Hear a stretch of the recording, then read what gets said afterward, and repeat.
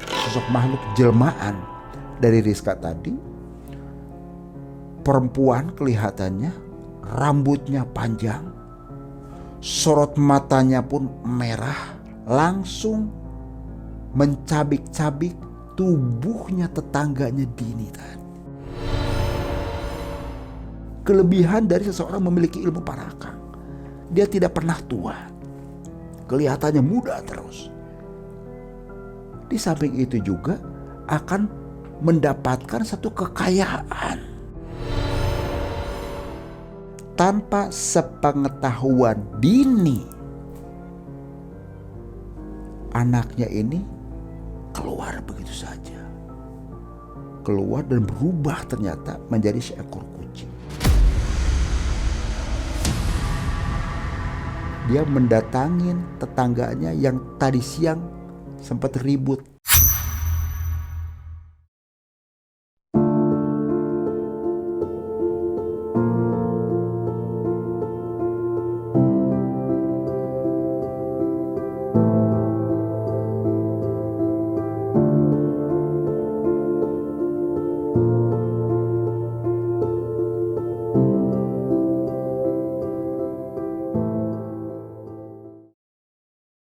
Bismillahirrahmanirrahim. Assalamualaikum warahmatullahi wabarakatuh. Sobat mengulas malam dimanapun berada, baik yang ada di alam nyata maupun di alam goib, semoga kita semua selalu ada dalam lindungan Allah Subhanahu wa Ta'ala. Di kesempatan malam hari ini, Abah akan menceritakan satu kisah yang dibagikan oleh salah seorang sobat mengulas malam. Kebetulan beliau sendiri ini adalah subscriber mengulas malam dari Cirebon, Jawa Barat. Seluruh nama, karakter, serta lokasi kejadian ini sengaja Abah samarkan untuk menjaga privasi seseorang. Pengirim cerita pun ini minta disamarkan, sebut saja di sini adalah Wati. Cerita malam hari ini temanya Parakang Iblis si penagih janji. Jangan pernah di skip tayangan video ini supaya tidak gagal paham. Bila mana dari sobat mengulas malam punya kisah mistis, silahkan dikirim ke alamat email kami. Insya Allah nanti Abah akan ceritakan.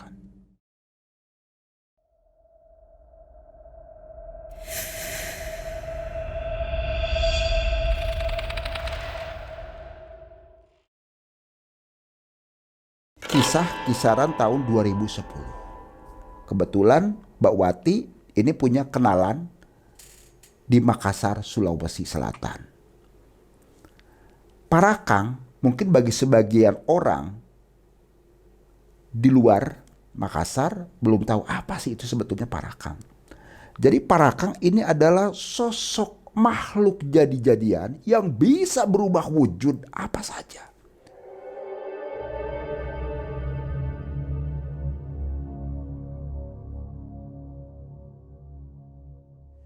Bisa berbentuk hewan seperti kucing, kera, anjing, atau bahkan bisa berubah wujud seperti pohon jati, tapi rantingnya ini dua seperti tangan yang akan mencengkram seseorang, dan banyak lain lagi.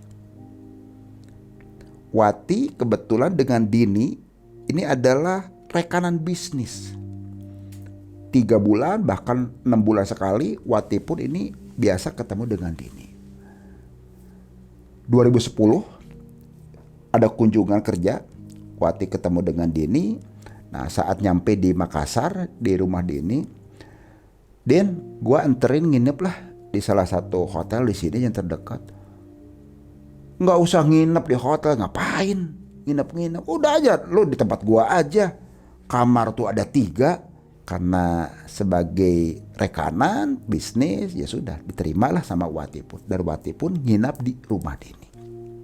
Ketemu dengan bapaknya Dini, yaitu sebut saja di sini adalah Daeng Alfi. Bisnis yang dilakonin oleh Wati dan Dini ini multi level marketing biasa. Jadi nambah jaringan selain di Pulau Jawa, Makassar juga, sampai wilayah Kalimantan segala macam. Dini ini menyampaikan, namanya teman kadang kan curhat. Din, saya itu punya teman dekat. Mudah-mudahan saja mungkin dalam waktu dekat lah kita mau married. Loh kok orang mana? Ya nggak jauh dari sini, nggak jauh dari rumah juga, kurang lebih sekitar 5 kiloan.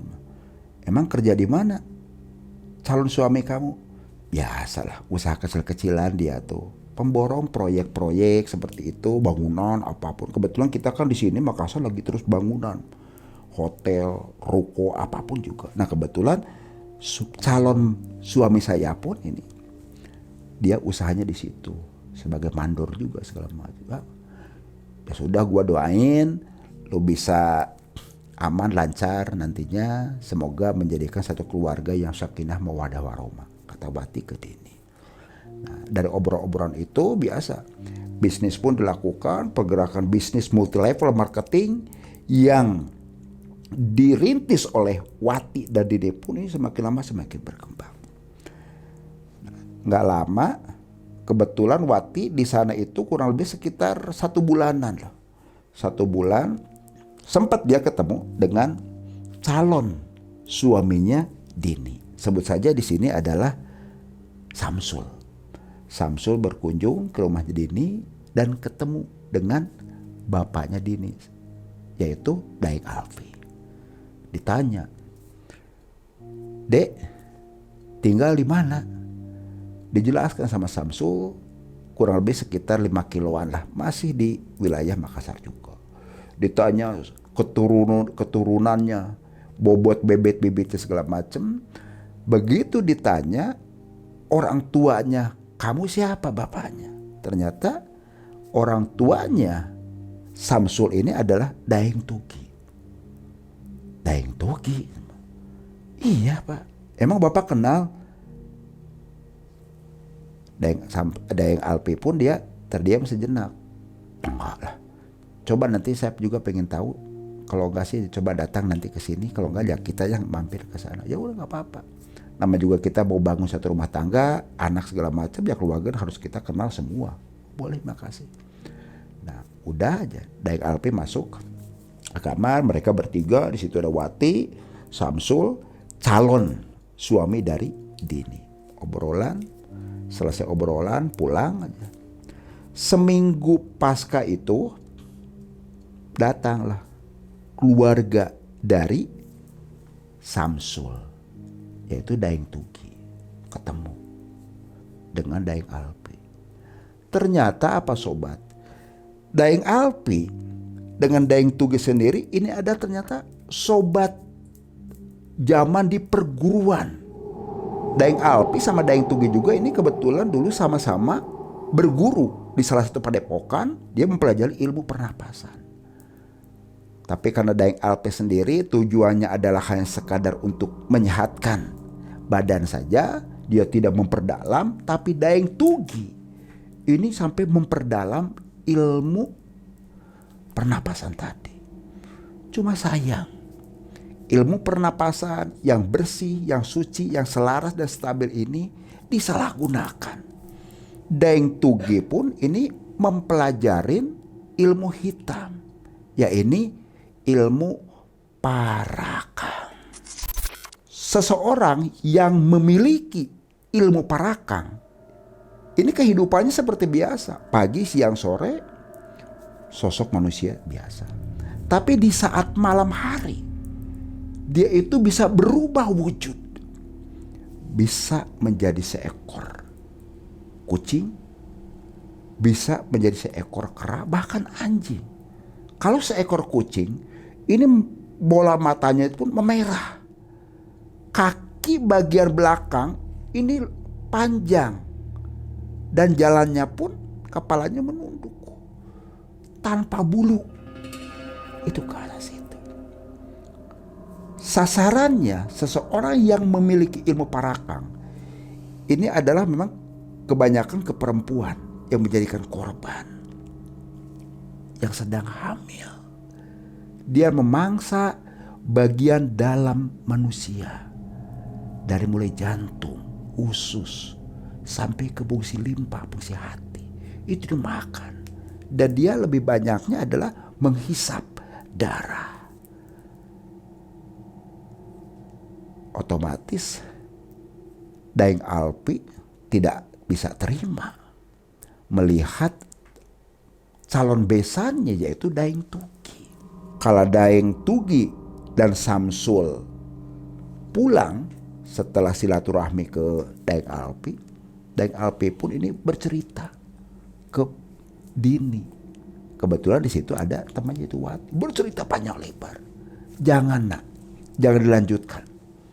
Ini nanti akan berbahaya buat keluarga kita dan keturunan kita sendiri. Karena parakang, seseorang yang memiliki ilmu parakang, ini akan terus sampai ke anak cucu. Jangan sampai.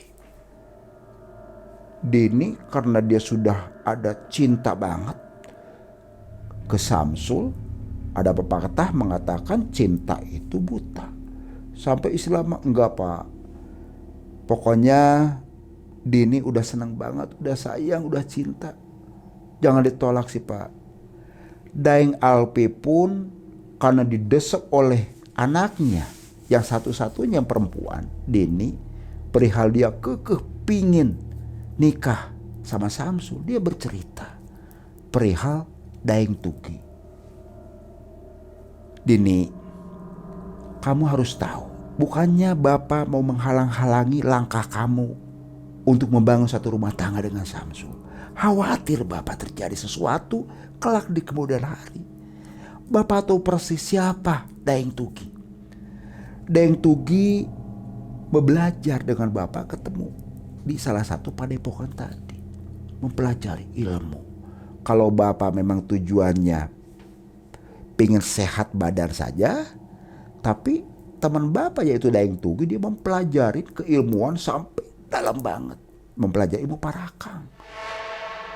Apa yang pernah disampaikan oleh seorang guru yang membimbing, bila mana seseorang memiliki ilmu parakang, ini konsekuensinya ilmu itu akan terus turun-temurun. Bapak khawatir, Bapak kan sudah usia 70 tahunan, kulit sudah mulai keriput segala macam. Tapi lihat tadi Daeng Tugi, dia masih kelihatan seperti muda. Ya itulah kelebihan dari seseorang memiliki ilmu parakang. Dia tidak pernah tua, kelihatannya muda terus.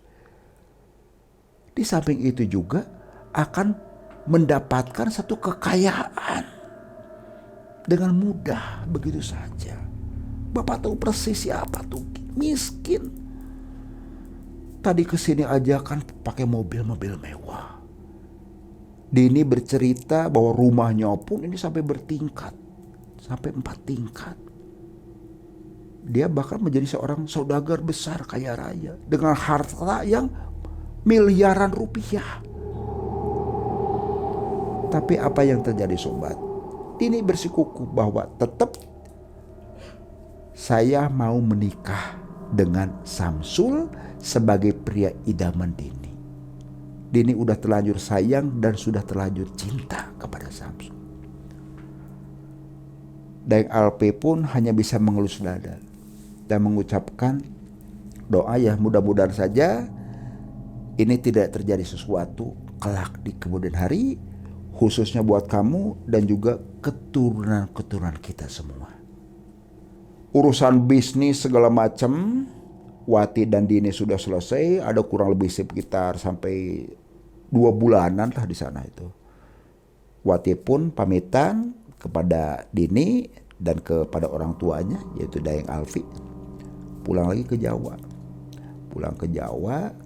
Nah selama di Jawa ini sering kontek-kontekan Wati dengan Dini sendiri. Sampai Dini pun dipersunting oleh Samsul. Sempat ngasih kabar, cuma karena Wati ada kerjaan juga di Jawanya, jadi tidak bisa menghadirin. Pasca menikah, atas kuasa Allah Subhanahu wa Ta'ala, mereka pun Dini dan Samsul itu pun diberikan momongan. 1 tahun lahir Tony, 2 tahun kemudian lahirlah anak perempuan Rizka. itu sering kontak-kontak terus dengan Wati itu, memberitahukan bahwasanya saya sudah punya anak segala macam. Wah, Wati pun ya senang mendengar cerita-cerita seperti itu. Sampai perjalanan usia, Rizka pun anaknya yang nomor 2, yang perempuan itu sempat step namanya anak kan. Dari mulai usia 2 tahun, ini sempat step. Dibawa ke rumah sakit segala macam, diobatin, ya alhamdulillah sih bisa tertolong. Tapi ternyata sakitnya Rizka pun ini terkadang suka dadakan. Bahkan Rizka pun mengidap ternyata penyakit epilepsi. Penyakit epilepsi. Menginjak ke usia 5 tahun. Nah, pas waktu di 2016, Wati sempat datang juga. Karena ada biasa schedule bisnisnya kan. Schedule bisnis, dia kunjungan, ini lihat juga sama Dini itu, ini anak saya 2, ini salamin ke tante kan. Tony salaman juga, Rizka juga bercerita panjang lebar bahwa anak saya yang nomor 2 perempuan ini sering sakit-sakitan dari usia 2 tahun, sering step segala macam, bahkan sekarang kena epilepsi. Bapaknya sibuk terus proyek, aduh kadang sampai keluar kota segala macam, pulang sampai seminggu sekali. Itu ke arah situ. Memang luar biasa kehidupannya Dini dan Samsul pasca dia memiliki 2 orang anak itu. Pemborong, rumah mewah, fasilitas mobil juga segala macam. Bahkan Wati melihat dengan mata kepala sendiri di saat Rizka ini lagi kumat epilepsinya. Lagi kumat sampai berbusa segala macam. Ini kan. Namanya kebetulan perempuan semua di situ, kaget, dibawa ke rumah sakit. Kondisinya memang sudah dikatakan ini sudah meninggal Rizka. Dini pun tidak terima. Dok, tolong dibantu dok. Anak saya itu belum meninggal dokter. Belum meninggal dok. Ibu tolong bersabar bu. Kami sebagai pihak medis juga sudah berusaha semaksimal mungkin. Enggak dok, belum meninggal anak saya, tolong dibantu dokter, tolong dibantu dokter. Dini terus. Wati ini sambil megangin tangannya Dini. Sabar Din, sabar Din. Enggak Wati, anak gua belum meninggal. Kuku bersikuku, anaknya sudah di ruang ICU segala macem. Akhirnya dokter pun ngikutin, itu dipacu oleh salah satu benda, ditempelkan ke daerah dadanya 2-3 kali. Pas ke-4 kalinya layar monitor yang ada di tempat tidurnya Rizka pun ini mulai ada pergerakan. Ajaib. Ternyata Rizka yang awal dikatakan sudah kondisi meninggal dunia ini bisa hidup kembali. 1 minggu, 2 minggu di rumah sakit dalam proses pemulihan, dikatakan sudah kondisi sehat. Rizka pun sudah dibawa pulang. Di saat dibawa pulang, sudah ketemu dengan bapaknya itu Samsul. Karena dikasih kabar sama Dini, anaknya memang kondisi sakit-sakitan. Pas ada di rumah, apa yang terjadi sobat? Banyak perubahan-perubahan yang ada di Rizka. Rizka disuruh makan segala macam, ini sulit banget suruh makan pun. Tidur sudah tidak beraturan. Namanya anak kan tidur itu dijadwal. Ini nggak mau, bahkan sering melek-melekan. Namanya orang dalam tatanan rumah tangga segala macam ada aja pergesekan tuh gitu. Kebetulan Dini ini ada perselisihan dengan tetangga yang dekatnya. Tetangga dekat sampai istilah mah itu si tetangga itu ngontrol sampai ke rumah. Disaksikan oleh anaknya Rizka. Kaget, Wati pun sampai kaget melihat perubahan wajah Rizka, anaknya itu sendiri, anaknya Dini. Sorot mata tiba-tiba itu dia memerah. Melihat ibunya ditunjuk-tunjukin sama tetangganya, dimaki. Nggak lama si tetangganya itu pulang. Seiring perjalanan malam hari Apa yang terjadi sobat? Tanpa sepengetahuan Dini, anaknya ini keluar begitu saja. Keluar dan berubah ternyata menjadi seekor kucing. Dia mendatangin tetangganya yang tadi siang sempat ribut dengan ibunya. Tetangga rumah itu kondisinya yang sedang tertidur, didatangi satu makhluk, sosok makhluk jelmaan dari Rizka tadi. Perempuan kelihatannya, rambutnya panjang, sorot matanya pun merah, langsung mencabik-cabik tubuhnya tetangganya Dini tadi. Bagian usus, jantung, limpa, darahnya pun diisap begitu saja. Diisap. Otomatis pakaiannya Rizka pun ini sempat bersimbah darah. Nah, sampai pulang, bangun itu baru tersadar sekitar bunyi adzan subuh. Bangun, nah Dini pun melihat anaknya Rizka. Kok ininya sampai ada berkas bercak darah, ya kaget. Sampai Wati pun melihat dengan mata kepala sendiri, ada sampai bercak darah segala macam. Ternyata apa yang terjadi sobat? Tetangganya itu ada kabar meninggal dunia. Dini ini belum menyadarin bahwa anaknya Rizka ini yang telah menumbangkan tetangganya. Karena Rizka ini ternyata ketitisan dari kakinya, yaitu Daeng Tugi. Rizka itu pun berubah wujudnya menjadi sosok makhluk seperti perempuan, tinggi besar, rambutnya pun panjang dengan bola mata yang merah begitu. Lidah menjulur sampai ke lantai, kukunya pun panjang, itu menyerang ke Wati. Ibunya Dini pun teriak-teriak, jangan nak. Sebagai seorang ibu berusaha itu mencegah itu sampai terpelanting. Alhamdulillah di saat kondisi seperti itu ada yang ketuk-ketuk pintu. Dibuka pintu oleh Dini, ternyata alhamdulillah suaminya. Itu Samsul. Samsul kaget melihat istrinya yang menangis segala macam. Dan lihat Wati temannya ini sudah ada di pojokan, sudah mau diterkam oleh satu sosok makhluk yang bikin aneh. Itu dilihat oleh mereka semua. Makhluk tersebut itu dipukul oleh Samsul dengan kayu. Itu hilang begitu saja dan berubah wujud kembali seperti anaknya itu Rizka dalam kondisi pingsan. Dini pun teringat apa yang pernah dipesankan oleh bapaknya, yaitu Daeng Alpi. Dini sempat ngasih kabar ke bapaknya, ke Daeng Alpi, bercerita banyak apa yang terjadi selama ini di rumah tangganya.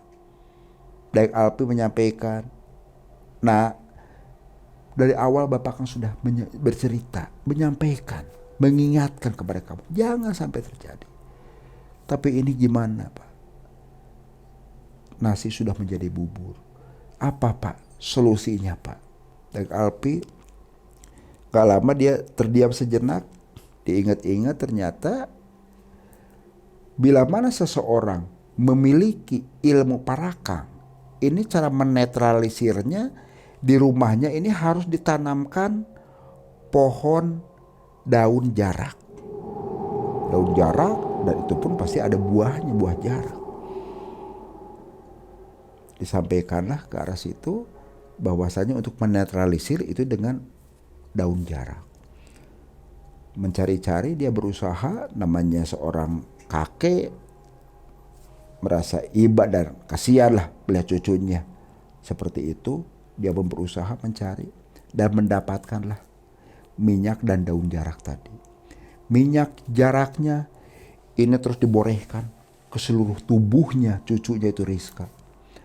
Daun jaraknya pun ini airnya diperas sampai diminumkan, nggak tahu membacakan rapalan-rapalan apa.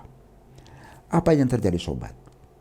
Reaksi seseorang yang telah memiliki ilmu parakang setelah diberikan cara penetralisirannya, itu berontaknya luar biasa Rizko. Berguling-guling, teriak-teriak segala macam. Bukan seperti anak kecil usia 4-5 tahun, bukan. Seperti orang dewasa.